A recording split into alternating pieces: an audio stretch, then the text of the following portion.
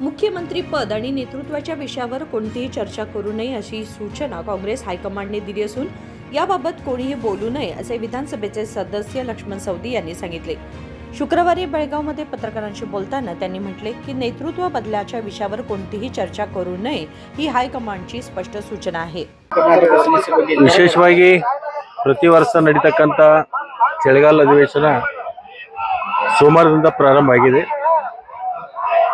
ಸೋಮವಾರ ದಿವಸ ಒಬ್ಬರು ಸಿಟ್ಟಿಂಗ್ MLA ಕಾಲಾಗಿರೋದ್ರಿಂದ ಅವತ್ತು ಎಡ್ಜರ್ನಾತು ಮಂಗಳವಾರದಿಂದನೇ ಇವತ್ತು ಉತ್ತರ ಕರ್ನಾಟಕದ ಚರ್ಚೆ ಬಗ್ಗೆ ಕೈ ಎತ್ಕೊಂಡಿರ್ತಕ್ಕಂಥದ್ದು ನಾನು ಸ್ಪೀಕರ್ ಅವರಿಗೆ ಅಭಿನಂದನೆಗಳನ್ನು ಹೇಳ್ತೀನಿ। ಯಾಕಂದರೆ ಪ್ರತಿ ವರ್ಷ ಕೊನೆಯ 2 ದಿವಸ ಉತ್ತರ ಕರ್ನಾಟಕದ ಬಗ್ಗೆ ಚರ್ಚೆ ಆಗ್ತಿತ್ತು, ಆದರೆ ಈ ಸಾರಿ ಅದು BSc ಒಳಗೆ ಚರ್ಚೆ ಆದಂಗೆ ಸ್ಪೀಕರ್ ಅವರು ಮಂಗಳವಾರದಿಂದ ಪ್ರಾರಂಭ ಮಾಡಿದರೆ ಅನೇಕ ಶಾಸಕರು ಕೂಡ ಮಾತಾಡಿದ್ದಾರೆ। ನಾನು ಕೂಡ ಸೋಮವಾರ ದಿವಸ ಉತ್ತರ ಕರ್ನಾಟಕ ಸಮಗ್ರ ಅಭಿವೃದ್ಧಿ ಮತ್ತು ತಾರತಮ್ಯದ ಬಗ್ಗೆ ಬೆಳಕು ಚೆಲ್ತಕ್ಕಂಥ ಕೆಲಸವನ್ನು ನಾನು ಮಾಡ್ತೀನಿ। ಅದ್ರಗೋಸ್ಕರನೇ ಈ ಭಾಗದಲ್ಲಿರ್ತಕ್ಕಂಥ ಅನೇಕ ಸಮಸ್ಯೆಗಳೇನಿದ್ದಾವೆ ಇದನ್ನು ಕೊಂಡೊಯ್ದು ಅದನ್ನ ಚರ್ಚೆ ಮಾಡುವಂತ ಕೆಲಸವನ್ನು ನಾನು ಮಾಡ್ತೀನಿ। ಅದು ನಮ್ಮದೇ ಪುರಸಭೆ ಇದ್ದದ್ದು ಅದನ್ನು ನಗರಸಭೆ ಅಪ್ಗ್ರೇಡೇಷನ್ ಮಾಡಿಕೊಟ್ಟಿದ್ದಾರೆ। ಜನರು ಬಹುದಿನಗಳ ಬೇಡಿಕೆ ಇತ್ತು, ಮತ್ತು ಭಾಳ ಹಳೆ ಅದು ಪುರಸಭೆ 1853ರಲ್ಲಿ ಪ್ರಾರಂಭ ಆಗಿರ್ತಕ್ಕಂಥದ್ದು।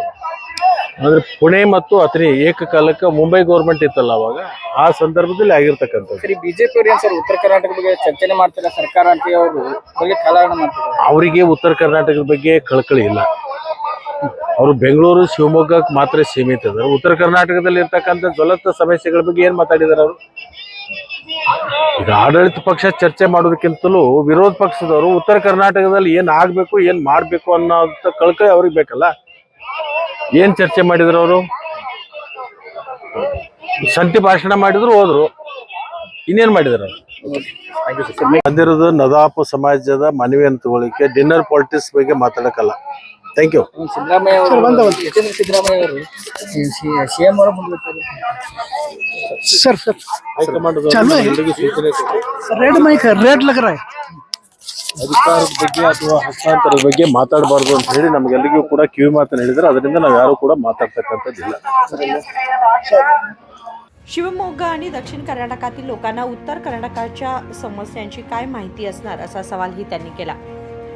विनोद कोलकार, KMM मराठी, बेळगाव।